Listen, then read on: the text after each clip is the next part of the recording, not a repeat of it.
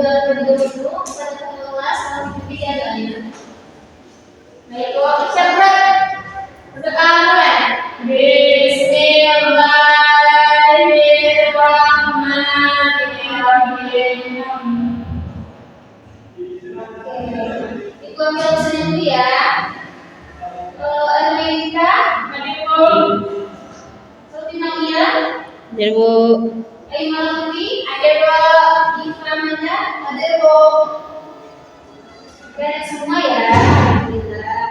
Oke, untuk pembelajaran hari ini bisa Anda lihat.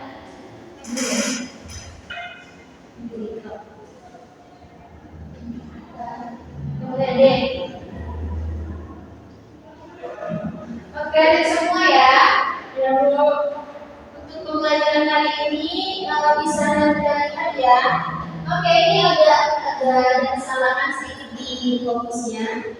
Pada hari ini kita akan mempelajari mengenai cyberbullying. Cyberbullying ini adalah elemen belajar pada elemen dampak sosial lingkungan kita. Ini materi yang ketiga kita. Ini masih ada nggak yang ingat pelajaran kita minggu lalu?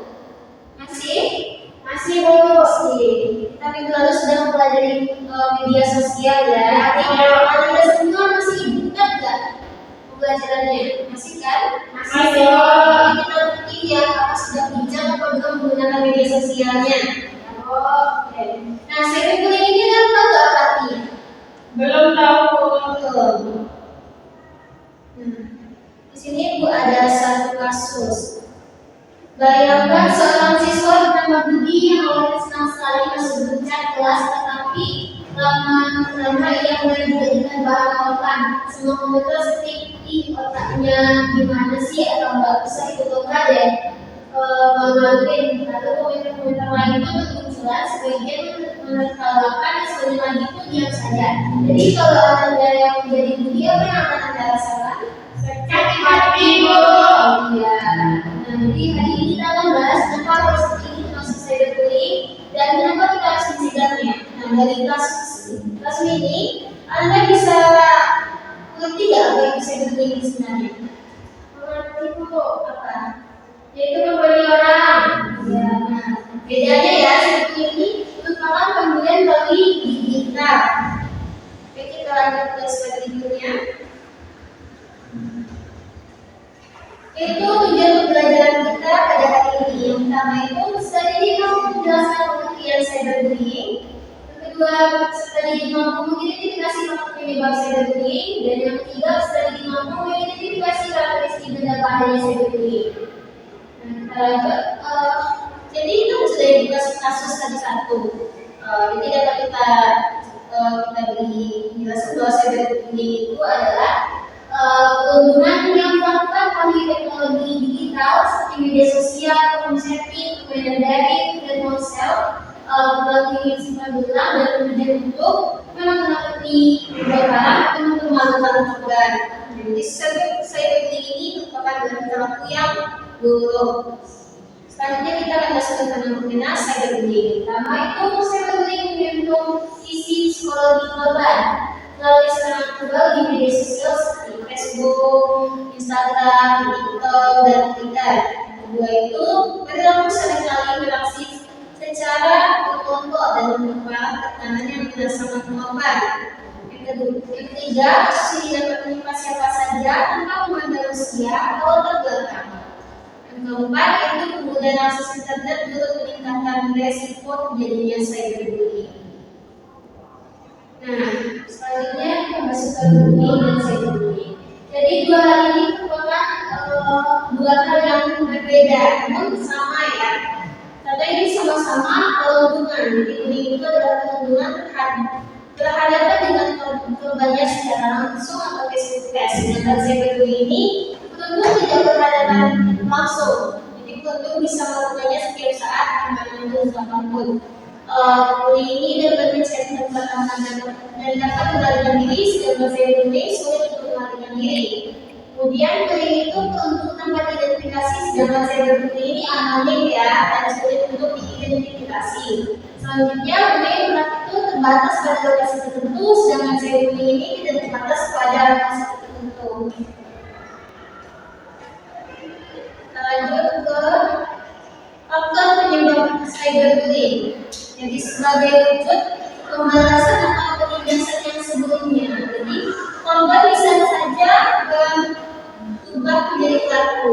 pada wasit ini.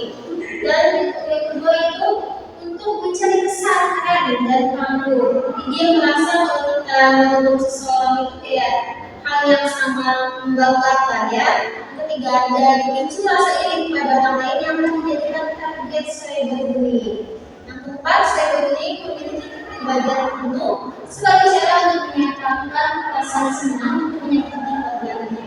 Dan yang terakhir itu menganggap cyberbullying sebagai cara untuk menyatakan dominasi dan kekuasaannya.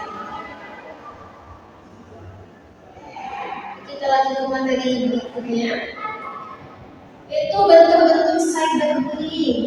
Tadi kan kita sudah membahas beberapa dari, selanjutnya kita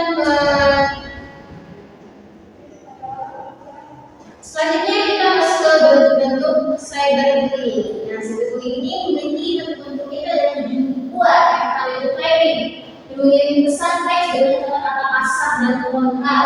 Yang kedua ada harassment, itu mengirim pesan tidak suka secara berulang melalui email, SMS atau pesan teks.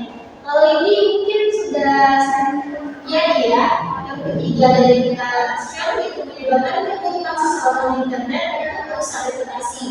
Yang keempat ada impersonation, yaitu berulang menjadi reminder untuk mengirim pesan atau status yang merugikan.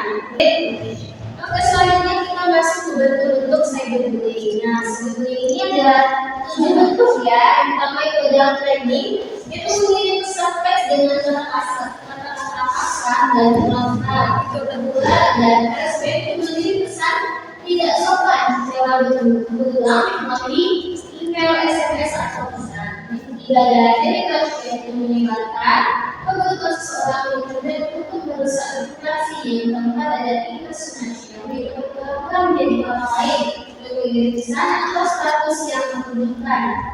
Kemudian ada exposure, yaitu dengan sengaja mengeluarkan seseorang dari grup online. Nah, ada outing dan declaring, menyebabkan rahasia atau pribadi seseorang atau menjadi seseorang untuk mengungkapkan informasi pribadi yang kemudian disebarkan. Dan yang terakhir itu ada cyberstalking, mengirim ancaman atau pesan yang mengintimidasi secara berulang. Nah, bentuk-bentuk ini semua yang negatif, yang nggak ada yang positif. Nah, selanjutnya kita masuk ke elemen cyberbullying. Elemen itu ada 3 macam ya. Pertama ada pelaku atau cyberbullying dan korban, atau victim dan saksi atau bystander. Nah, jadi kalau pelaku ini memiliki kepribadian yang dominan, memudah, menyukai dan melakukan kekerasan sebelum cepat, temperamental, impulsif dan mudah frustasi dengan keadaan yang sedang dialaminya, dengan kuat dan menunjukkan kerendahan rasa empati pada orang yang dia beri. Nah, selanjutnya ada korban. Mereka itu berbeda dalam pendidikan, ras, badan, cacat dan cenderung pasif yang lemah, dan biasanya mereka jarang bergaul. Karakteristik korban itu sensitif, menarik diri dari lingkungan sosial, pasif, terdalam mental, membiarkan orang lain mengendalikannya. Walaupun korban ini merupakan psikologi yang keluarga itu ya, tapi bukan seharusnya pelaku melakukan hal tersebut terhadap korban. Sebenarnya ada saksi atau bystander, yaitu orang yang menyaksikan kejadian bisa bersikap negatif atau akun bystander atau positif atau akun bystander dengan memberikan dukungan kepada korban. Nah, jadi yang anda semua pengen jadi apa? Pelaku korban atau saksi? Saksi. Ya, jadi sebaiknya kita menjadi saksi yang memberikan dukungan kepada korban. Oke, kita lanjut ke materi berikutnya, itu karakteristik cyberbullying. Karakteristik itu ada 4 macam. Pertama, cyberbullying itu yang dilakukan secara berulang-ulang, menyebarkan lebih dari sekali, kecuali sebagai ancaman atau ancaman serius terhadap seseorang, juga menyiksa secara psikologis. Korban biasanya mendapatkan perlakuan seperti fitnah, digosipkan, menyebarkan foto dan video korban dengan tujuan untuk memalukan korban. Ketiga, ada cyberbullying itu dilakukan dengan tujuan tertentu. Jadi dia ada maksud tertentu untuk melakukan korban balas dendam, mengatasi stres dari konflik yang sedang terjadi dan hanya untuk bersenang-senang. Dan lagi ada kejadian yang lain, seperti ini dilakukan dengan menggunakan sarana teknologi masih seperti media sosial dan sms. Jadi Anda semua hati-hati yang menggunakan jejaring sosial. Yang selanjutnya kita masuk ke dampak cyberbullying. Ini yang paling penting ya, apa dampaknya? Itu cyberbullying. Namanya itu korban mengalami depresi hingga memiliki keinginan untuk bunuh diri. Kedua, dampak pada kesehatan fisik dan mental. Korban risiko menderita stres, depresi, hilang percaya diri, cemas, dan gangguan PTSD.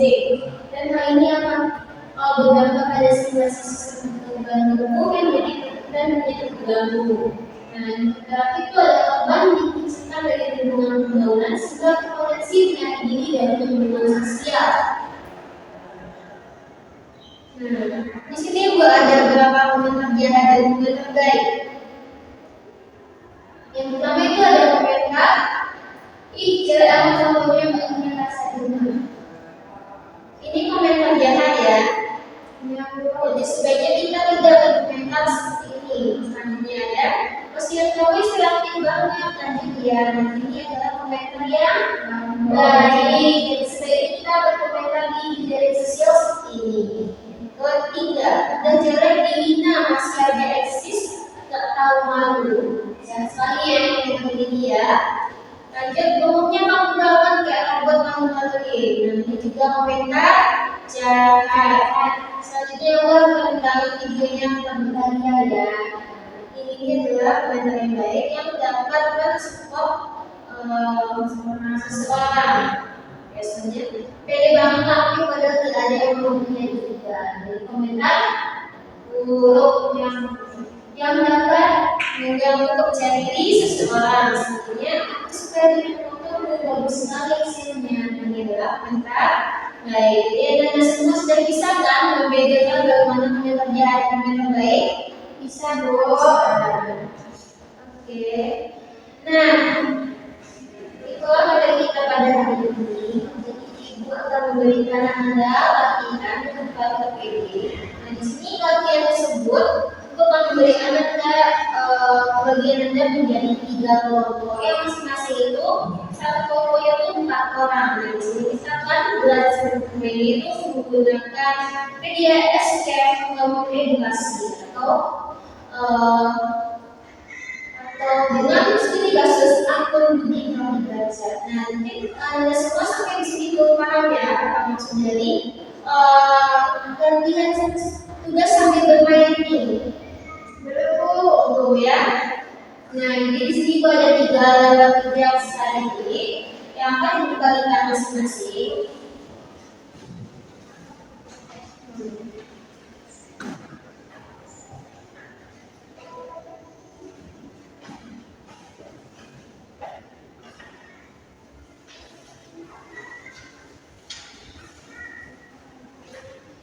Nah, Anda sudah dapat masing-masing semua kelompoknya? Sudah, Bro. Jadi kita menggunakan kelompok itu aja ya. Oke. Nah, di sini ada nama kelas yang menggunakan ini diisi semua ya sesuai identitas kelompok Anda. Selanjutnya di sini ada topik escape kelompok edukasi cyberbullying. Jadi di sini juga isinya adalah apa yang dalam dibaca. Dalam lembaga ini adalah ada studi dan solusi sosial media di korban perlindungan digital atau cyberbullying. Nah, mengerjakan dengan membuat yang menarik ini, suatu hari akan dibaca dan digunakan untuk menyebarkan kebencian. Jadi tugas kelompok Anda itu masing-masing akan membantu di memonitornya dengan menyelesaikan kata-kata yang ada di sini. Nah, dari kata-kata yang itu adalah semua yang kita pelajari tadi. Jadi untuk umumnya kerja dan kelompok selesaikan setiap kata-kata dengan baca bagian instruksinya dan tuliskan jawaban kalian dan kode dapat setiap bagian jawaban yang telah Anda jawab. Setelah selesai serahkan PPD-nya kepada ibu lagi dan akan ibu periksa. Ibu mau jelaskan dulu ya kata-kata ini. Di sini ada soalnya ya. Jadi komentar berikut mana saja yang masih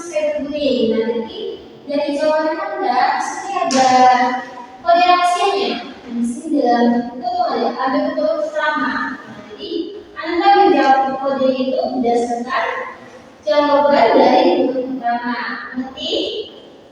Oke. Jadi yang kedua itu yang kedua siapa aku? Ujian saja seperti teman Nina. Tidak itu, tapi juga tidak membantu siapa aku. Nah di sini tuh rahasianya adalah vokal dari semua jawaban. Yang ketiga itu adalah present digital. Nah di sini ada instruksinya ya. Tapi yakin Anda semua pasti bisa menjawabnya. Nah jadi itulah KPI yang ada pada PPT ini. Untuk strategi berikutnya itu berasal dari semua pasti paham. Jadi siapa yang cepat dan cepat menentukan akan diberi hadiah. Oke, untuk kerja kelompoknya itu dikasih waktu 10 menit ya, 30 ke depan ya. Ya, Bu.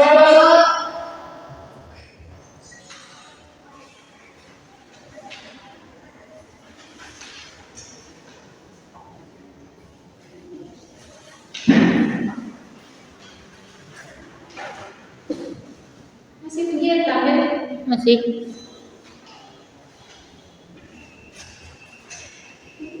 Oke, sudah semua ya.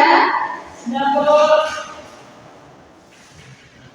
Ada 3 kelompok yang sudah memberikan jawaban itu. Ibu periksa dulu ya. Ini kelompok 2 yang paling pertama ya selesai ya. Oke, Ibu periksa. Terima kasih kepada kelompok 2. Ini kelompok 2 sudah menjawab dengan benar dan kode itu juga sudah betul ya dari awal. Bahwa kode yang itu adalah ILH-AL58D. Jadi selamat untuk kelompok 2 sudah membantu Budi untuk membuka akunnya yang sudah dikertas dan terima kasih kepada Anda semua yang sudah bekerjasama untuk membantu kita hari ini. Dan untuk kesimpulan yang Anda bikin bersama-sama tadi sudah sangat jelas. Jadi akui bahwa Anda semua sudah bijak menggunakan sosial media masing-masing. Jadi berharap jangan sampai terjadi ya kasus cyberbullying seperti yang dijelaskan tadi. Ya, Bu. Oke, itulah pembelajaran kita hari ini. Kita tutup dengan membacakan hamdalah. Alhamdulillahirrahmanirrahim. Terima kasih. Assalamualaikum warahmatullahi wabarakatuh.